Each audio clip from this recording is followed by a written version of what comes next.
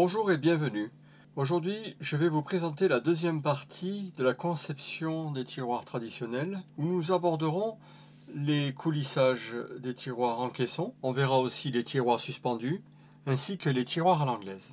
À la première partie, j'ai terminé ma présentation sur le tiroir à recouvrement, mais avant de continuer, je voudrais revenir sur la réalisation des tiroirs cintrés.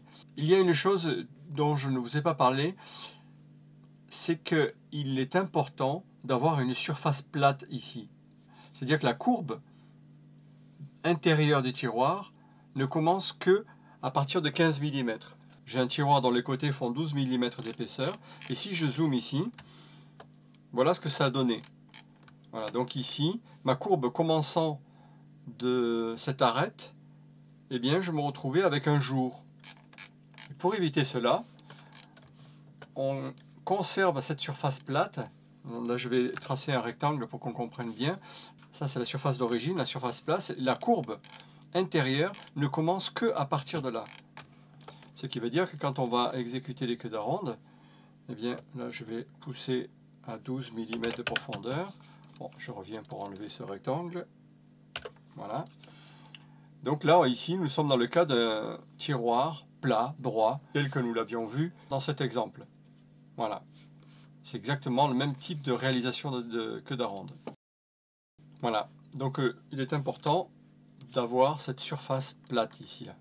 Au moment de venir racler l'intérieur du tiroir, il est important de faire très attention de ne pas enlever de matière ici. Sinon, on risque d'avoir un jour au niveau de l'arasement ici. Et au niveau de l'intérieur du tiroir, des queues d'aronde. Ici, nous sommes dans le cas d'un tiroir de coulissage un peu particulier. Là, nous avons une façade qui n'est pas rectangulaire, elle a une forme trapézoïdale, ce qui fait que à l'intérieur, on ne s'embête pas, on fait un tiroir traditionnel sur lequel on vient mettre une façade rapportée. Et pour avoir le coulissage, je rappelle que le tiroir doit être porté, c'est la zone qui est en rouge ici. Il faut qu'il soit anti-basculé, donc là en l'occurrence c'est le haut du caisson. Le tiroir est légèrement plus bas, plus étroit que l'espace qu'il y a en hauteur de l'intérieur du caisson. Et ici, eh bien, on a la possibilité on a un petit espace sur lequel on pourrait mettre un conduit ou un guide qui viendrait ici. Il aurait une forme un peu trapézoïdale, triangulaire. C'est un peu compliqué à réaliser, mais ce qu'on peut faire aussi, c'est de faire le coulissage à l'intérieur des côtés. C'est-à-dire que le coulissage, le guidage se ferait sur l'intérieur des côtés, donc les parties bleues ici. Là, je vais masquer mon meuble pour qu'on puisse voir comment ça se passe à l'intérieur. En fait, sous le tiroir, on a un panneau qui fait à peu près la moitié, voire les 2/3 de la profondeur, suivant le tiroir. Et le tiroir, il vient coulisser, il vient frotter le long de ce panneau à l'intérieur. Voilà. Quand le tiroir est ouvert, on ne voit pas le petit assaut ici qui pourrait, bon, ça se dit, c'est pas vraiment gênant, mais le coulissage est parfaitement invisible de cette manière-là. Je n'ai pas beaucoup rencontré ce genre de technique. Je l'ai vu une fois à l'intérieur d'un secrétaire abattant dans le théâtre, où effectivement le coulissage n'était pas sur les côtés, mais à l'intérieur des côtés, comme ceci. Ici, nous avons une commode. Donc les tiroirs coulissent en caisson, mais par contre on a des tiroirs de grande taille, des tiroirs qui sont très très larges, dans lesquels on va mettre sans doute des choses lourdes à l'intérieur, et si le tiroir venait à coulisser à l'intérieur du caisson, eh bien il y aurait une usure. Et pour éviter cela, on va mettre des petits patins massifs sur lesquels le tiroir va coulisser. Avec une telle conception, le tiroir ne viendrait pas user le caisson, mais il viendrait user ce patin-là. Et dès que le patin est usé, eh bien, il suffirait de le changer. Donc le tiroir est porté sur cette partie-là. Et à l'intérieur, nous avons aussi une autre petite platine qui est sur le côté, qui fait le guide du tiroir. On a les patins qui supportent le tiroir. On a deux autres petites plaquettes que l'on met de chaque côté qui va permettre de guider le tiroir. Et il est anti-basculé par le haut du caisson. Là par contre ce n'est pas la peine de mettre des petites plaquettes, puisque de toute manière le tiroir ne va pas user exagérément cette surface là. C'est juste l'anti-bascule, donc ça ne va pas l'abîmer très fortement. Le tiroir lui, voilà, donc on est obligé de faire une petite feuillure sur les côtés, ainsi que sur le dessous. Donc soit c'est une feuillure parce que c'est un tiroir de façade massive, soit on se retrouverait par exemple avec une façade rapportée. Et bien la façade rapportée, elle serait légèrement plus large et un peu plus haute que le tiroir pour pouvoir venir cacher justement ces petits patins, ces petits sabots que l'on met sur le tiroir.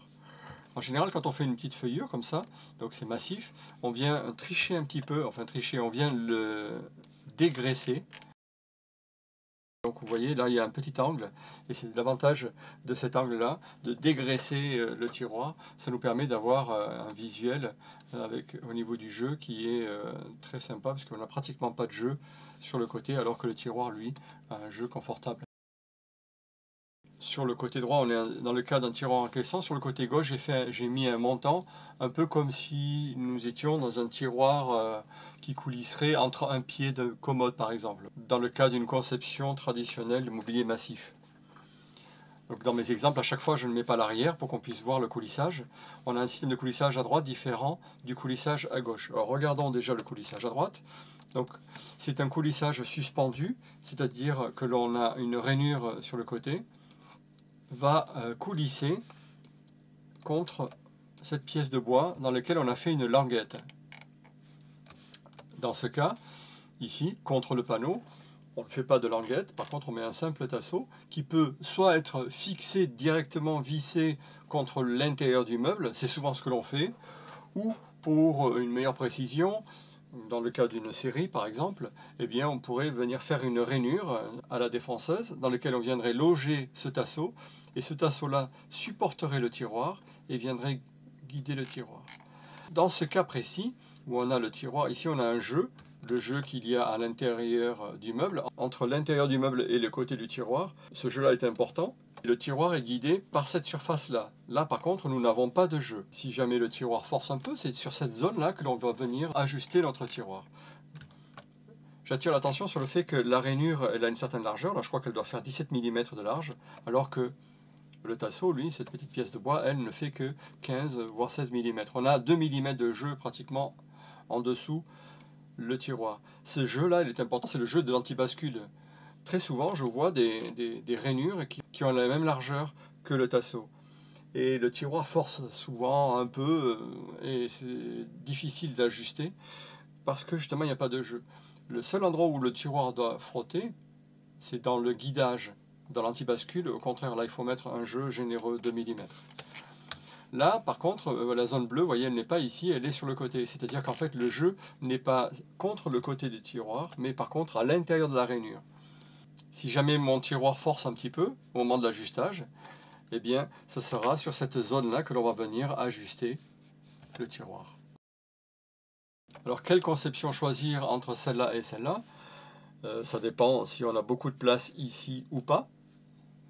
En général, quand j'ai beaucoup de place, donc je suis obligé de faire une pièce de bois un peu plus grande. Dans ce cas-là, je vais faire une coulisse avec une languette.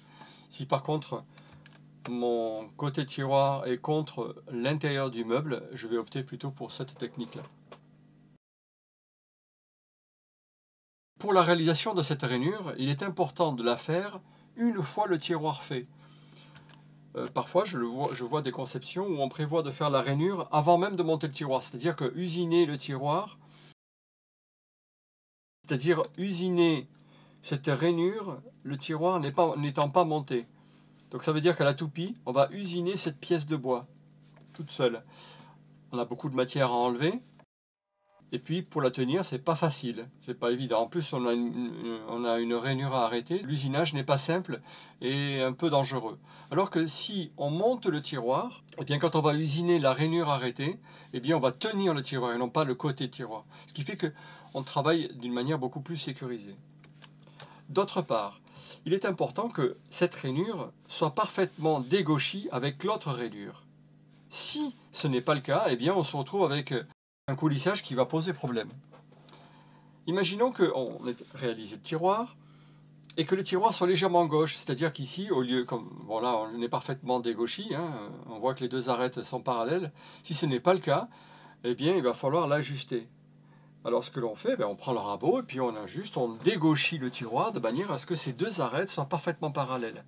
Et une fois qu'on a dégauchi, là on va faire la rainure. Ce qui fait que les deux rainures que l'on voit ici et là, ces deux rainures-là sont parfaitement dégauchies puisqu'elles ont été faites par rapport à cette référence qui est le dessous du tiroir. Cette partie-là, elle est parfaitement dégauchie.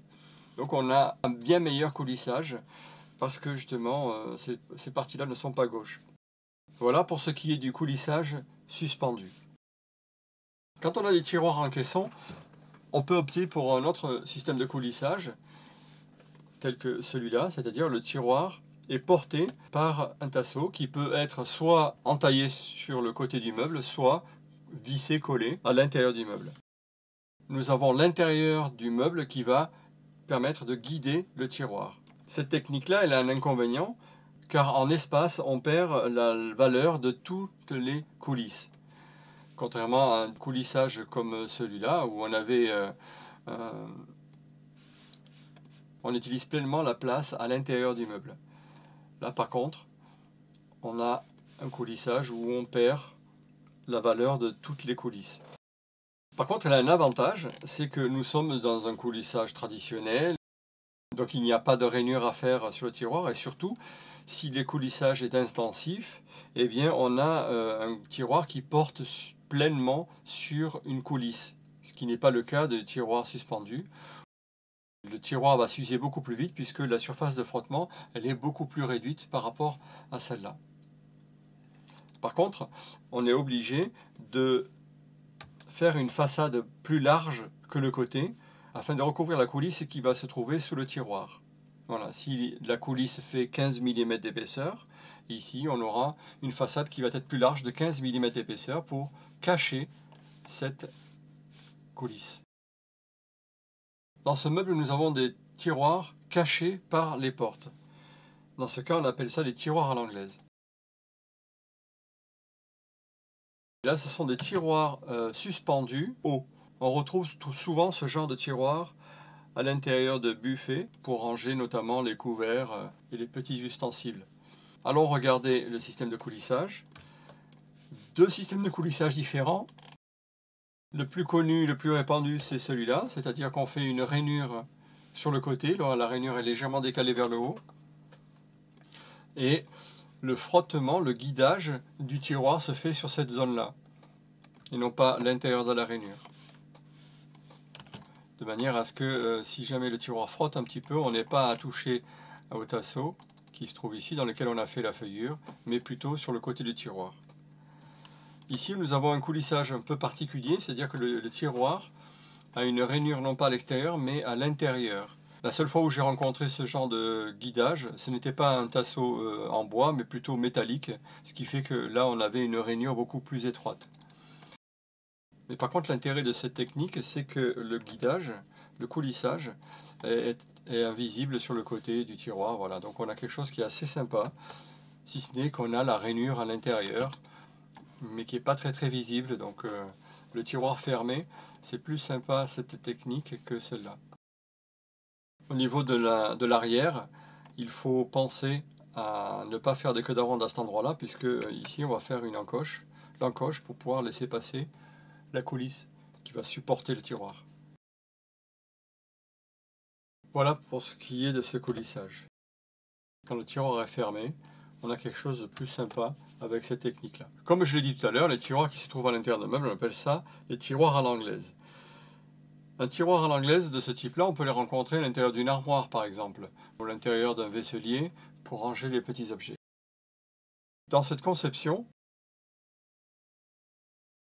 nous avons des tiroirs à l'anglaise dont la façade est beaucoup plus basse. Il existe plusieurs conceptions de tiroirs à l'anglaise sans façade, soit avec une petite façade, soit carrément pas de façade du tout, et dans lequel il y a juste un petit tasseau que l'on vient, qui est collé sur le panneau à l'avant pour pouvoir l'attraper et le tirer et le renfermer. Ces tiroirs-là sont toujours condamnés par une porte ou un rideau. Ce type de classeur renferme généralement ce genre de tiroirs, des tiroirs dans lesquels on vient ranger des documents à l'intérieur des tiroirs sans avoir à les ouvrir. C'est pour ça que généralement on n'a pas de façade ici. Ce type de coulissage est un peu particulier parce que c'est le fond du tiroir qui coulisse dans la rainure. Là, je vais l'ouvrir, celui-là, tiroir. Voilà. C'est-à-dire que, comme on le voit ici, le panneau du fond supporte les côtés et la façade. Et ce panneau-là vient coulisser soit dans une rainure, c'est souvent le cas, soit on vient rajouter des petites plaquettes pour créer une rainure à l'intérieur du meuble. Donc on choisira cette technique ou celle-là en fonction du meuble. Si par exemple ici nous avons une façade qui vient pas recouvrir le tout et que l'on ne veut pas voir de rainure ici, dans ce cas-là on viendra mettre des petites plaquettes comme ça. Si la façade est recouverte et que ces rainures-là sont cachées, dans ce cas-là, cette technique-là est bien plus rapide à réaliser. Deux conceptions différentes. Ici, c'est l'intérieur de la rainure qui fait le guidage du tiroir, alors que là, c'est carrément le côté qui fera le guidage du tiroir. On vient mettre des petites platines, ces petites plaquettes que l'on vient coller, clouer sur l'intérieur du meuble. Cette partie-là va supporter le tiroir, alors que ici, nous avons la partie qui va anti-basculer le tiroir. Quand on fait ce genre de coulissage, on fabrique d'abord le meuble en mettant les plaquettes ou en faisant les rainures, et puis après on vient ajuster le fond. On vient ajuster le panneau à l'intérieur du meuble. Donc c'est ce panneau-là que l'on vient ajuster. Et une fois que le panneau est ajusté et qu'il coulisse parfaitement, eh bien, on vient ajouter les côtés et la façade. La façade est généralement assemblée avec une seule queue d'aronde et elle est légèrement plus large par rapport au côté sur le bas pour pouvoir recouvrir ce panneau. C'est généralement ce panneau dessous est en contreplaqué, donc la façade qui vient recouvrir viendrait recouvrir le champ du contreplaqué. Et là derrière nous avons un assemblage traditionnel à queue d'aronde. Généralement les côtés ainsi que l'arrière sont vissés sous le dessous, ici là. Si le panneau est massif, dans ce cas-là, on vient visser, coller le devant, mais les vis qui se trouvent sur l'arrière sont logées dans des trous qui sont oblongs, de manière à ce que le panneau puisse coulisser. Un trou oblong, c'est un trou qui est légèrement ovale, mais généralement, c'est souvent des panneaux de contreplaqué plaqués qui servent de fond pour le tiroir. On utilise beaucoup cette technique pour les tiroirs de caisse à outils. C'est mon cas, moi dans ma caisse à outils, j'ai fait des tiroirs comme ça, très rapides à faire. Et puis surtout, c'est qu'on ne perd pas de place à l'intérieur, la place est complètement optimisée. Puisque, contrairement au tiroir traditionnel, le fond du tiroir est juste au-dessus du tiroir qui se trouve dessous. Donc là, on a juste 2 mm de perte et c'est tout. C'est pour cette raison que quand on veut optimiser le rangement à l'intérieur d'un volume, on va préférer ce système de coulissage. Voilà pour ce qui est de cette deuxième partie. La prochaine fois, nous verrons les tiroirs d'angle avec les translations à 45 degrés. Nous verrons aussi les tiroirs à coulissage en queue d'aronde, ainsi que les tiroirs montés sur pivot coudé ou pivot droit. À bientôt!